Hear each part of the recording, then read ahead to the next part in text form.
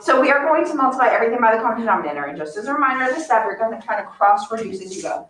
24 over 4 is 6, times 1 is 6, so we have 6x. Plus 24 over 3 is 8, times 1 is 8. Minus, we know half of 24 is 12. Then we're going to do it the other side. 24 over 8 is 3, times 7 is 21. 24 over 6 is 4, times 5 is 20. So we don't freak out when we see fractions now. We know how to deal with them. So we dealt with it. It wasn't too terrible.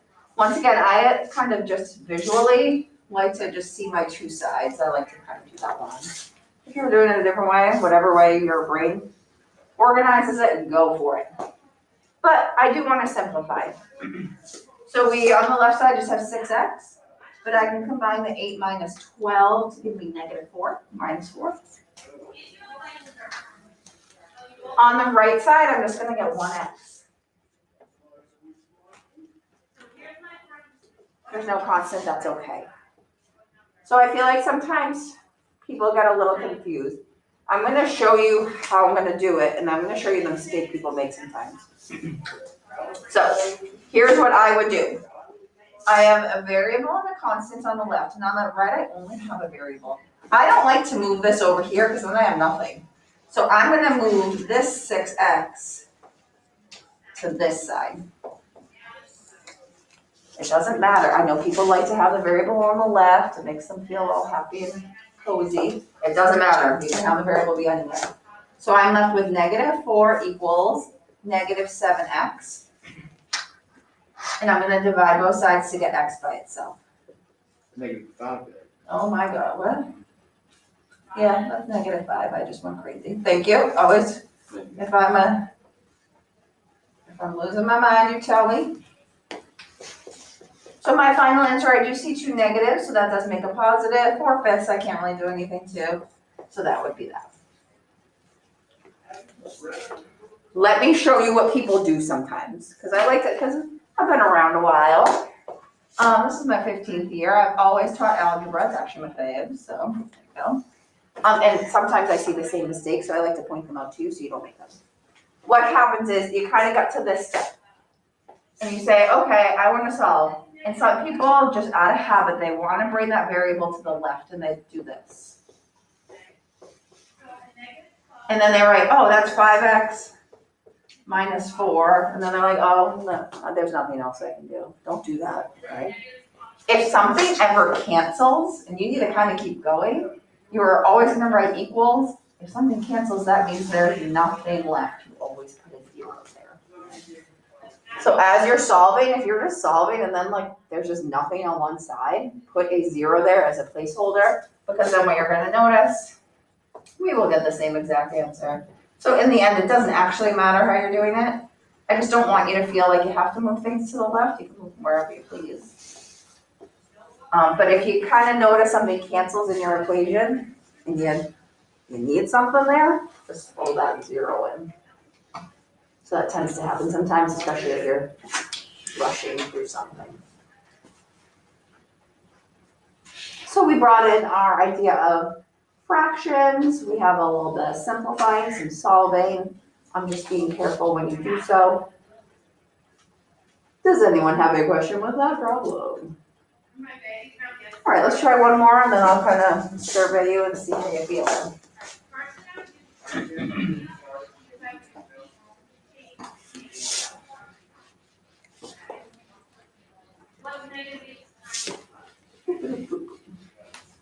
All right. Oh, I can't really make these too hard, so we'll just go with it.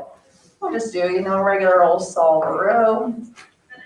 We'll do f minus x plus x minus x minus x plus x equals x minus x plus x plus x plus x minus x plus x. Solve. Think about it. Sometimes things just like, what the heck is that? Just think. Do it the exact same way we would do any problem. Where do I start? I start by simplifying both sides.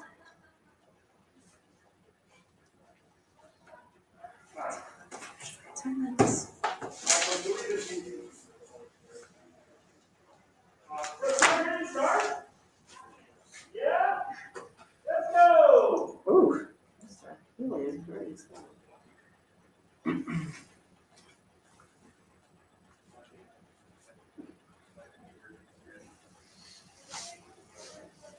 Those things are already. We're gonna take some notes today.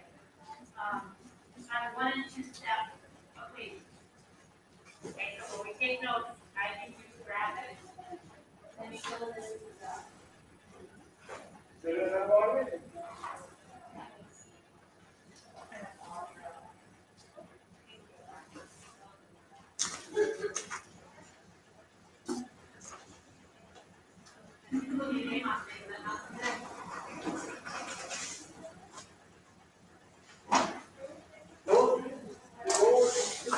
Send it to me, so you guys are finishing that.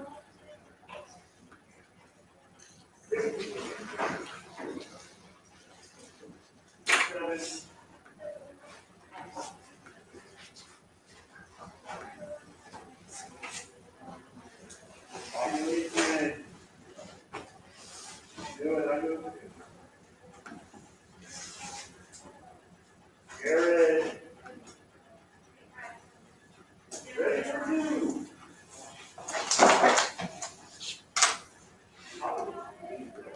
We've got 1 more minute, try to have a final answer.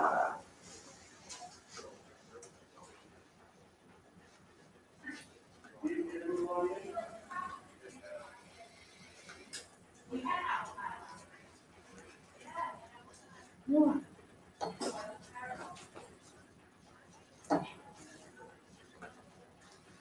Pork chops, mashed potatoes, and corn. And I was mad because I just filled the gas in my grill. All right, let's look and see how we're done. Remind yourselves, okay, it looks kind of weird. I don't know, you just see variables, stay organized. So I like to kind of split it up just visually. I can see where my barrier is. I'm gonna start on the left. X minus X kind of cancels, so I'm not.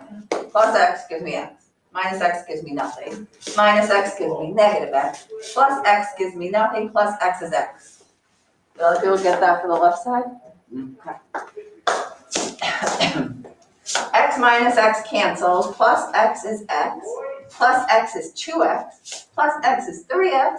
Minus X is 2X. Plus X is 3X. All right, beautiful. Does anyone have a question getting there? Okay, so we looked at it, we said, looks weird, but okay, organize yourself, hopefully it wasn't too terrible. Now we need to get our variables together. It doesn't matter which way you decide to go. I'm gonna do this. I like to keep things positive here.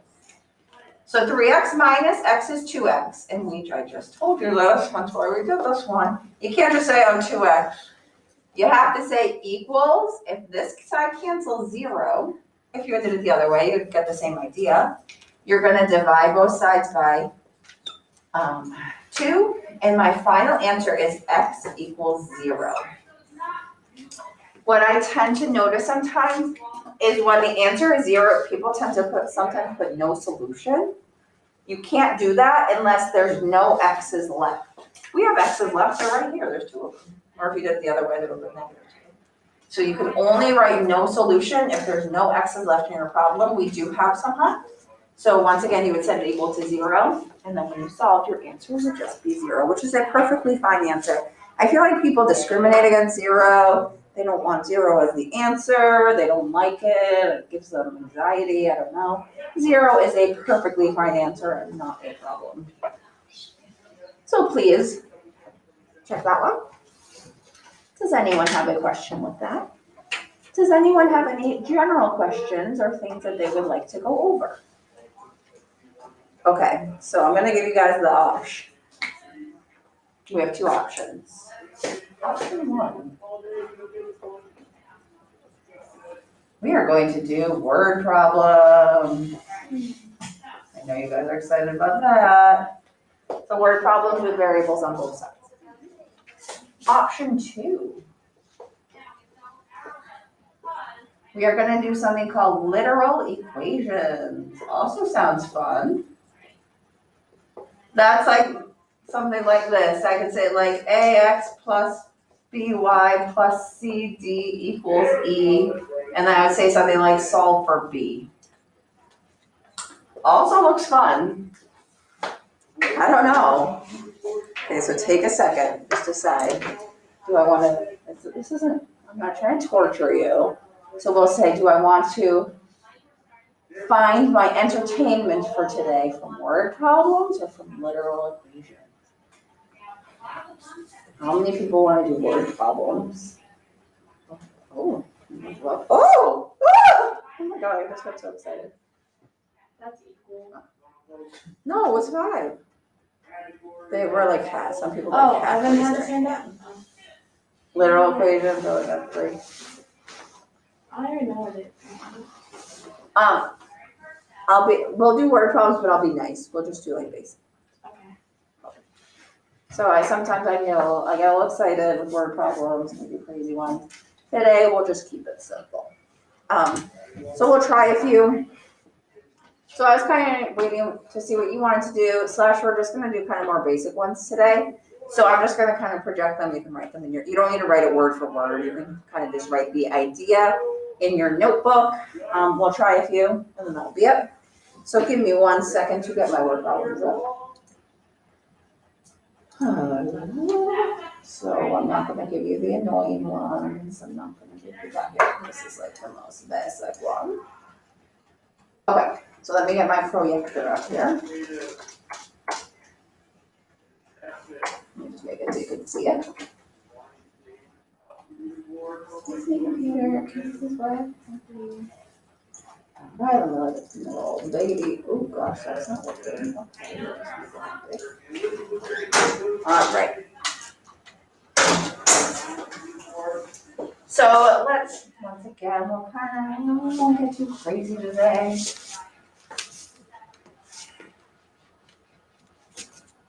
So let's kind of see the idea of word problems that have variables on both sides. I'll do 1 or 2 with you, we'll try 1 or 2, and that'll kind of be it. Let's see what's gonna work.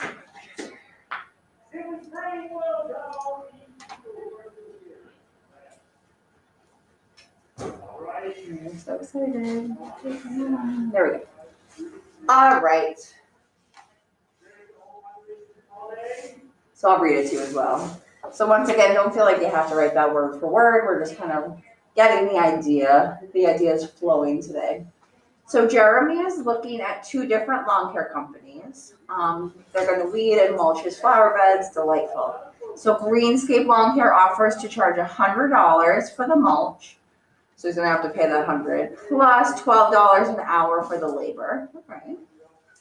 D&J is offering to charge just $23 per hour, and that includes everything. So what's the minimum number of hours the job could be for D&J to have the better deal? So we basically want to know when will they be equal, because then if we do more, one will have a better deal than the other. So we want to know what our variable is, and the variable is what is the number of hours. So my x is going to be number of hours. In general in math, when you label, life is going to be easier. So what I want to do is I'm comparing 2 companies. I'm going to put an equal sign. On one side, I'm going to put one company, so I'll put Greenscape. On the other side, I'll put D&J. Now I'm just kind of trying to write an expression for each and then just see when they'll be equal. So go back, Greenscape is charging $100. So once again, we don't put an X with that. It's not $100 per hour, it's just they're charging $100 for them all. And they're charging $12 per hour. So it does make sense that the X goes there.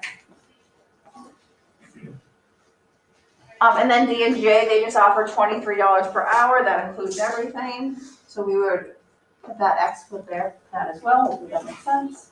And that's your equation, so that's why I'm like, they're not doing anything too crazy. We're kind of just reading, comparing the two companies, so each side is a company, and then see when they will be equal. So the actual solving for this shouldn't be too terrible. 100 is gonna equal 11x. Oh, that's annoying. What's 100 divided by 11? 9. Right? 99 and a 9.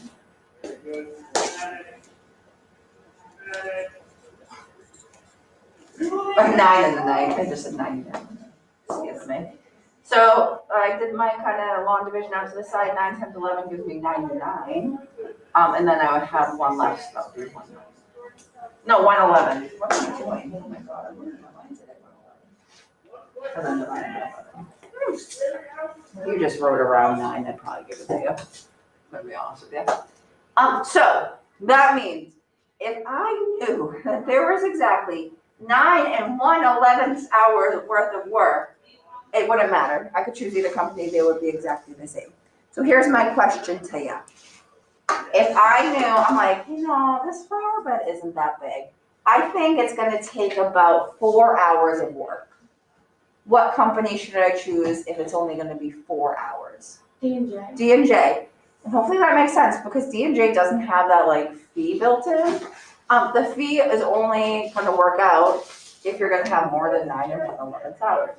So if you're gonna have, it's gonna take 20 hours and they're gonna be there forever, even though you have to pay that $100 since it's more time, it makes sense to have the lower hourly rate. If you're just coming for a little bit, it doesn't make sense to pay that extra money. So little things like that are things we're thinking of. Excuse me. In general, when you're kind of comparing two things, you're just gonna write that equation with the equal in them there. And equal to all. Hold on, I have to go back up to my things. Some of them are a little bit aggressive, so I'm going to go past those ones. I think all of these might be a little bit aggressive, so we'll do this one. I got excited when it comes to work.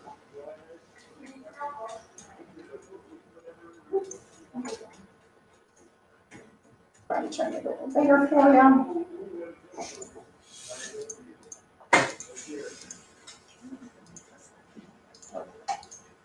All right, so let's look at this one. So I'm gonna kind of help you guys consult. Suzanne is going to rent a car while she's out of town. Good for her.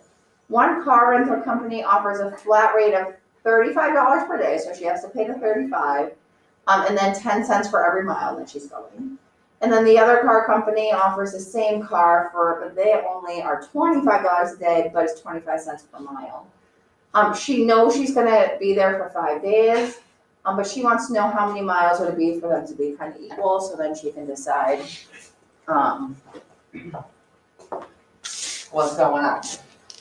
So we read through and we say, let's define our variable first, and we read the question. How many miles? So X is number of miles.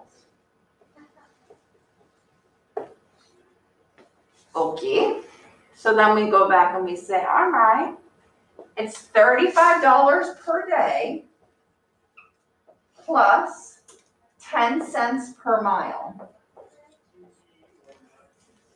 What am I missing for this first company? Can anyone see? I'm missing something in their expression.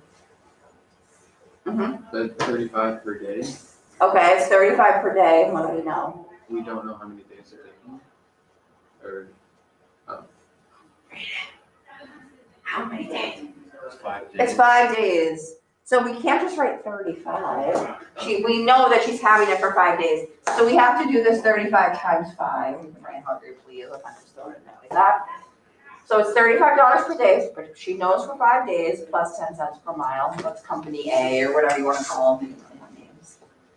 And company B or the second company, it's 25 per day we know she's going it for 5 days, plus 25 cents per mile.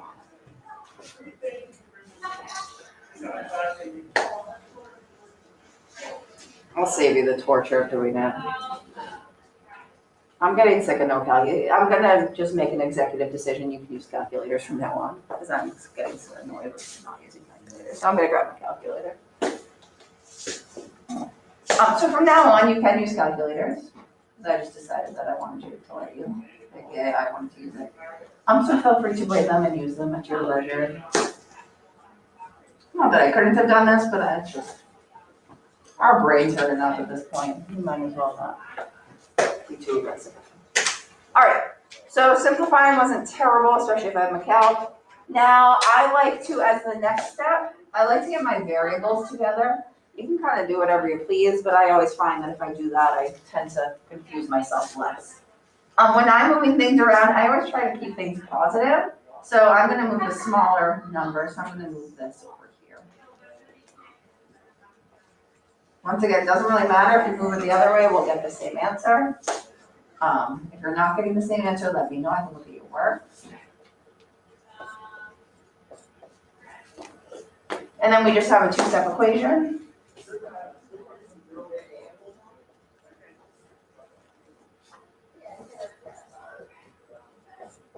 And then we got to the end and I thought this is gonna be annoying without a calculator, so that's why I was like, you know what? I should use them. 50 divided by 0.15 is going to be 333 1/3 miles. Goodness gracious. So if good old Suzanne says, you know, I'm gonna go 333 1/3 miles exactly, it doesn't matter what company she chooses, they'll be the same exact amount. But if Suzanne says, oh, I'm just going close, like the thing's right down the street, I'm not going too far. And she knows she's only gonna go 200 miles. Should she choose the first company or the second company? So if she's only gonna go 200 miles, she's gonna go less than that amount. Should she choose company 1 or company 2? Company 2. Yeah, company 2. So if you're gonna go less, usually it doesn't make sense, even though the first one has a lower per mile, they have that bigger fee at the beginning. It doesn't make sense to pay that if you're not really gonna go too far. So even though you're paying a little bit more per mile, it makes sense to take the lower fee. Once again, if you were driving 1,000 miles, it makes sense to pay that little bit extra to get the lower rate. So not too crazy, you just have to be careful with adding that 5 in for the number of days. Any questions on that one? All right, let's see if there's one more. Some of these get a little bit, I guess, so. No, we'll save those for next week, I'll torture them. Okay, I'm not gonna, this isn't torturous, but I'll help you with the setup of this one. And then you guys are gonna solve it. A little bigger for you. Okay, so this brings in some stuff we were doing last week, that's why I chose it. Suppose you have 3 consecutive integers. That sounds familiar to us. We saw consecutive integer word problems in the past. Ooh. The greatest of the 3 integers is twice as great as the sum of the first 2. That sounds a little confusing. What are the integers? Okay, so let's go through and make sure we're okay with setup. I just remembered, I am going to give you back that assessment from last week today. I did correct those, right? 3rd grade? Okay, I thought I did. I thought I was up to date with first grade, but I didn't. So I'll give those back to you and we'll do this one. So when I see 3 consecutive integers, I make a chart. Some of you were very against the charts on that little assessment and then you got messed up. So please make them, they help you. So we have 3 numbers, the first, the second, the third. We said with consecutive integers, you just kind of start with x, and then we have x plus 1, x plus 2. So those are my 3 expressions. So then we have to read. We can't just kind of throw them in an equation. We have to do what they tell us to do. The greatest of the 3 integers Okay, which one would be the highest number? The first, the second, or the third? Third, Third would be it. Makes sense, you're right. So it says the greatest, okay, that's x plus 2. When I see the word is, what symbol should I put? Equal. Equals. Anytime you see the word is, that's our equal sign. So the greatest number is twice as great, so I'm gonna be multiplying something times 2, as the sum of the first two. So the sum means I'm adding the first two together. So just be careful, don't just write x plus 1, you have to put it in parentheses because it's twice. And then the sum is x plus 1. So once again, I'm just adding those two things, I'm finding twice as much. And then that's equal to 3. Okay, so that was a little tricky, but it's really about breaking it down into pieces. We saw the greatest of the 3, we put what we knew what that was. Is our equals, and then just reading those other keywords. What are the integers? Well, let's solve it. X plus 2 equals 2 times, that would be 2x plus 1. So I can distribute it, and that would be 4x plus 2. Let's get our variables together. I'm gonna move this over here.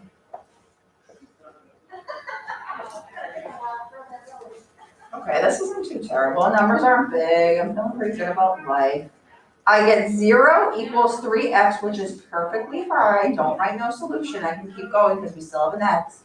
I'm gonna divide both sides by 3, and x is 0. So if x is 0, then this is 1, and that's 2. That doesn't make sense. Oh, yes, it does. You crazy lady. So it said the greatest of the 3 integers, which was 2, is twice the sum of these. If I add these 2 up, I get 1. Twice of that is 2, and that equals that. That one with the wording, it was a little much. But we need to start reminding ourselves things are going to be a little tricky. It's going to be okay. You're just going to do your best to attempt everything. There are some different types of problems. We'll do them next week. With only seeing you one day today, it wasn't worth kind of trying to rush through all the different types because you would have been highly confused. So we saw a few, they weren't too terrible. We did our best. That last one was a little tricky, but nothing too crazy. So what I'm going to do, let's take this one. I'm going to give you those assessments back, and then we'll see if there's any questions on those. So let me turn off my vid here.